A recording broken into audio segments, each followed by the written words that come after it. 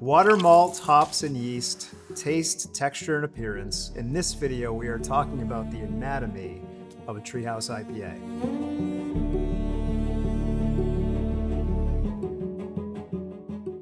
All right, guys, welcome back to the Tree House Brewing Company YouTube channel, where today we have a good one.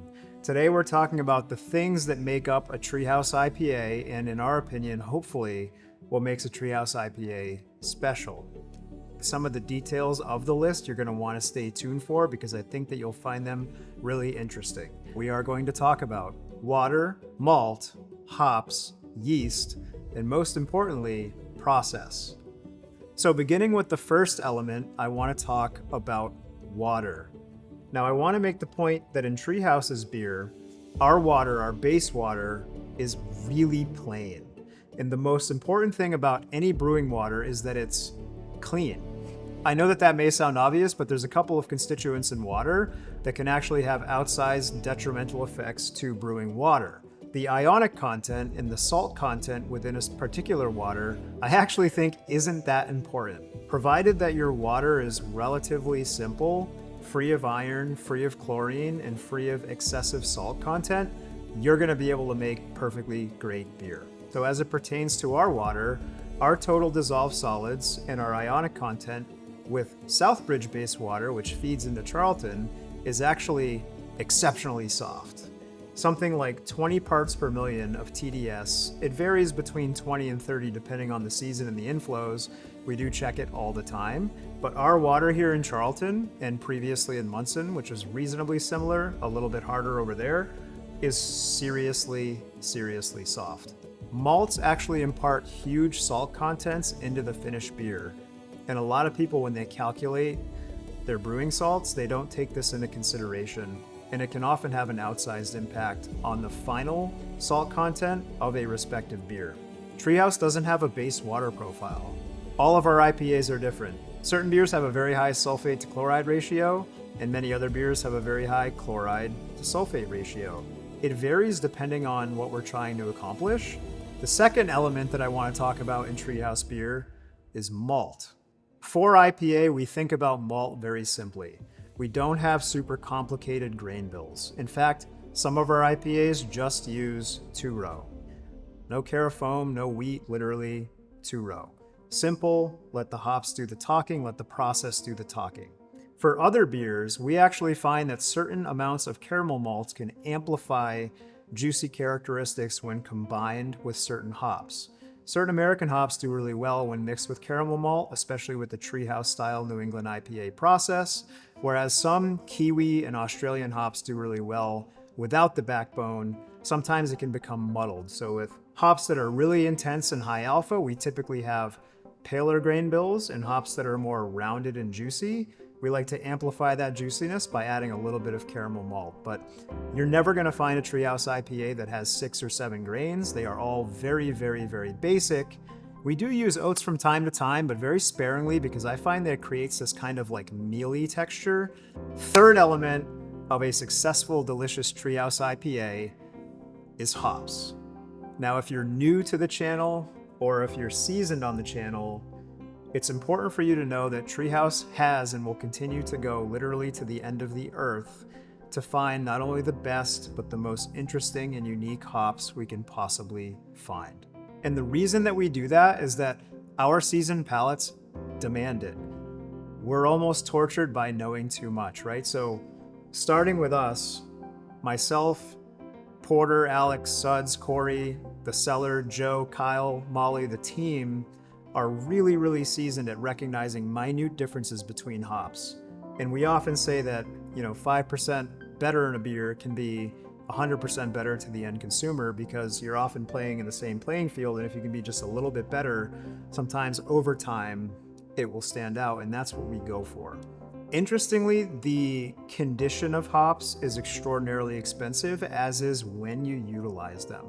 Now, there's a certain expressiveness that comes from young hops that are freshly kilned and freshly pelletized, and I would not consider that actually the best. I mean, we have talked on the channel in the past about bringing you peacherine directly from New Zealand and experiencing that really fresh and going across the country and bringing back wet hops, which is a whole different ball of wax, and experiencing them fresh. But sometimes the most expressive pellets actually have a chance to off-gas, lose a little bit of alpha acid, and they kind of find their sweet spot. So the anatomy of a treehouse hop is one that's constantly analyzed and one that's always utilized to the extent possible at its absolute peak.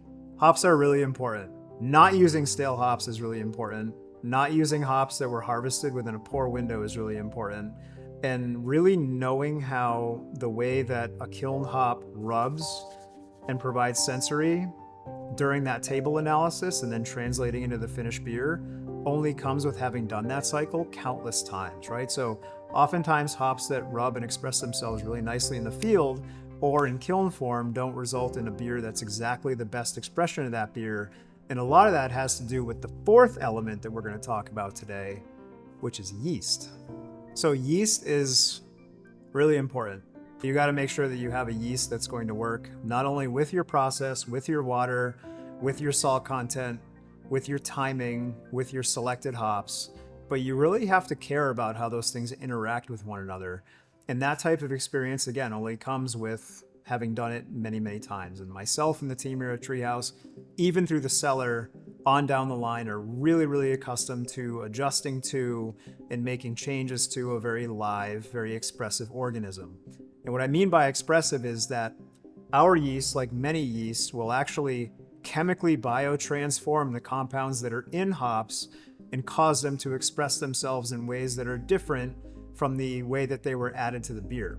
If it sounds a bit like magic, it kind of is, right? So you have a hop that has certain compounds, and when it interacts with certain yeast compounds, it produces a chemical reaction that creates other compounds that are different from the two constituents that had gone into it. So you actually have a bit of alchemy that takes place, and that alchemy is a function of pitch rate, timing, contact with yeast, temperature, pressure, a lot of different variables that we have to manage on a moving, living basis here in every Treehouse IPA that we make. Biotransformation is where the real magic happens. It's kind of like salt in cooking, right? If you undersalt something, you might get a different caramelization in onions than if you oversalt it. It might happen faster or slower, and the finished result is different depending on the chef and how they season things. So the reason yeast is second from last is because it leads us into the fifth element of Treehouse IPA, which is definitely the most important element, which is process. At Treehouse, I like to think of us more as artists than scientists. I think it's art first, science second. Sometimes it's science first, art second. But the fact of the matter is, the value of one's process is your ability to make things as they should be by knowing what to change and when to change it. And that's one of the most valuable things you can learn as a brewer. And I think it's one of the most valuable value propositions that we've come to know here at Treehouse. If you have so-so water and you have so-so hops and you have so-so malt and you have so-so yeast, but you have a great brewer, chances are they can coax that set of ingredients into a really good beer through process. And any great brewer can take a great set of ingredients and really alchemize all of those things to create something that's highly unique. Timing is really important. When we dry hop, when we close a tank, when that tank builds tank pressure and builds natural carbonation, when we crash the tank, when we drop the hops, when we transfer the beer, how we carbonate it, when we package it, how we store it, all of those things. The anatomy of a Treehouse process is 1,000 variables that results in a beer that's highly distinct and unique. And anytime you affect one of those variables, the change in the outcome can be extraordinary. So the pressure at going from, variable number one at the start of a brew to a beer winding up in the can is 1,000 different variables, all which have to go right in order to make a beer that tastes, smells, and is experienced as a Treehouse IPA. Kind of a bonus element to a Treehouse IPA is that you can't have oxygen in a beer, and oftentimes the meter is so low of oxygen when we test it coming off the packaging line that it almost doesn't believe itself. Having minimal oxygen, whoa, that's an expressive beer, holy cow.